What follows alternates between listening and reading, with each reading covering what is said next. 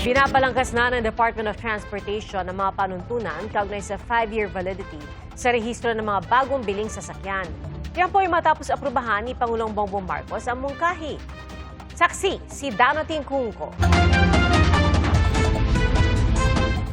Mismong Department of Transportation na ang nagsabi, inaprubahan ni Pangulong Bongbong Marcos ang mungkahing gawing 5 taon mula sa 3 taon ang validity ng rehistro ng mga bagong biling sasakyan. For the convenience itong mga motor vehicle owners, itong motorcycle owners, no? At para maiwasan na rin po natin, hindi lang po yung habang pila, pero again, yung mga parang fixers, corruption, kasi diyan nagsisimula po lahat yan eh. Dagdag ni DOTR Secretary Giovanni Lopez, binabalangkas na nila ang panuntunan hinggil dito. Sabi ng ating Pangulo is to ensure the roadworthiness ng ating mga itong bawat sasakyan.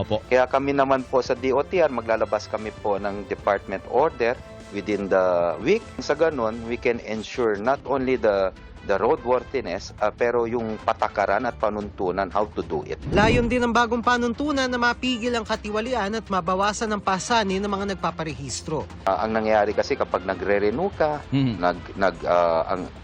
nagli-leave ka pa sa opisina mo, yung mga inconvenience ba na at least kahit papano maibsan dahil sa paglabas nitong bagong polisiya. Ang Pinoy kasi ngayon busy na eh.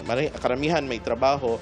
Hanggat maaari, minsan nalilimutan nilang iparehistro yung sasakyan nila, at least 5 years, wala ka nang poproblemahin. Paglilinaw ng LTO ang hinihintay nilang patakaran, mapapakinabangan lang ng mga bagong biling sasakyan matapos ito maging epektibo. Yun lang pong mga brand new na paglabas po nitong ating 5 years, yung pong magsisimula doon na mga lalabas na mga brand new na sasakyan.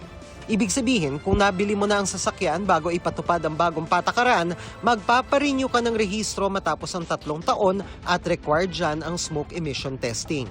Sa mga sasakyan naman na sakop na ng 5 taong validity ng rehistro, pinag-aaralan pa kung kailan itatakda ang roadworthiness check.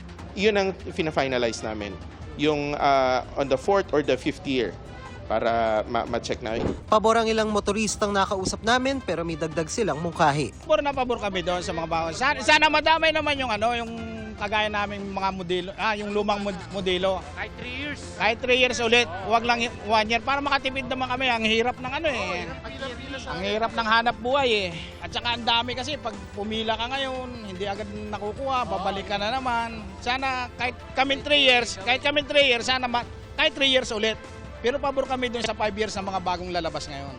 Masama yung mga lumang modelo na kahit 3 years. Kahit 3 years na lang. Masama rin po. Maramdaman din po namin yung kaginawaan nila ng pagpaparehistro kasi yearly, mahirap talaga magparehistro. Pabalik-balik ka. O minsan, di kaya na isang araw, kumbaga.